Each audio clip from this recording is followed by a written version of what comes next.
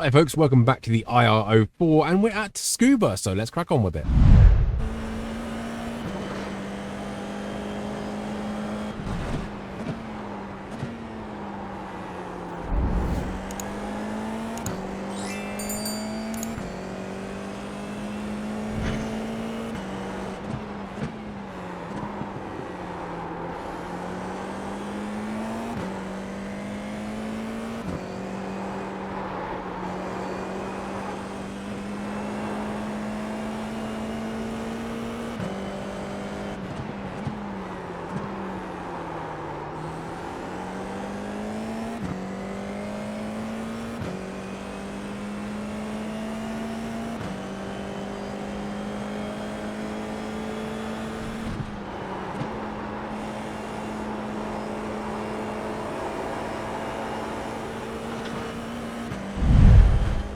Right then, with that done and dusted, let me show you the info tab where we've got moderate usage, 44% is what I always use, track temperature 94 Fahrenheit, and we've got the Tsukuba fixed iRacing setup, which is the one we always use. We follow the fixed series, it's a lot easier.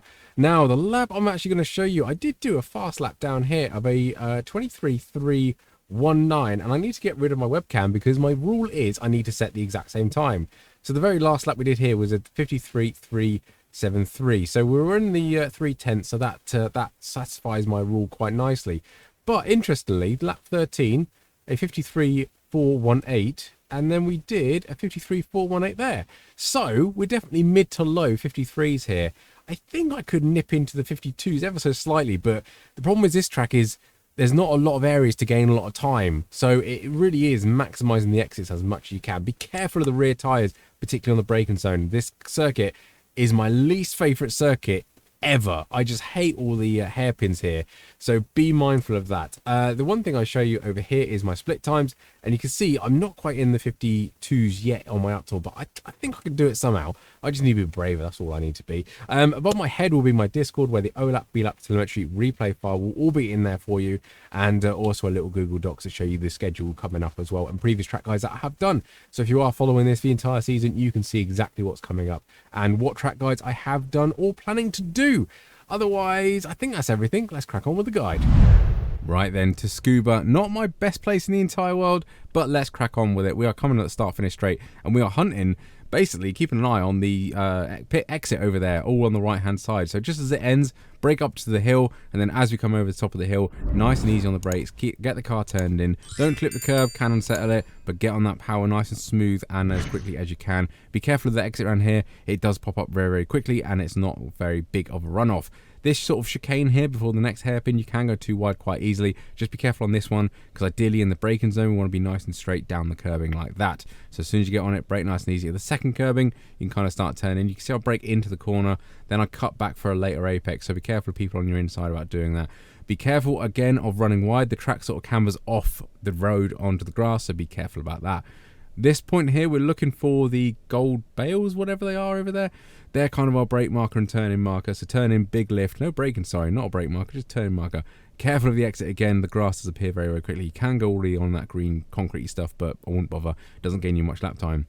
Open up the steering, because again, we want to be aiming for this line. We want to be braking down that white line as straight as we can. Now this is the most important corner on the circuit, because it leads onto the longest straight. So again, we're getting a nice wide entry, really cutting it back and getting on that full throttle as soon as we can. Watch out for wheel spin coming out of there, because it does go over a slight crest that can settle the car. So be cautious of that coming down here. Slipstream is not a thing. Tried it on 2 occasions and I did not gain that much on it. So be careful of dive bombs through here. We are looking for the weird blue bale. Really, there's one there. Brake nice and smooth. Take a nice mid to sort of close entry. And then as the curb arrives, get on the curb. Well, don't get on it, but get as close as you dare. And then get on full throttle. As soon as you know you won't run too far wide, you can use all of the green concrete, but don't use the grass, obviously. You'll be on full throttle and that is it. Really quick lap here, and I say there's not the times will be close around here because there's not many places to gain time. So on the bigger circuits, people get a better exit, they're on full throttle for a good 30 or 40 seconds, they're gaining time all the way down that straight. But here it doesn't have that.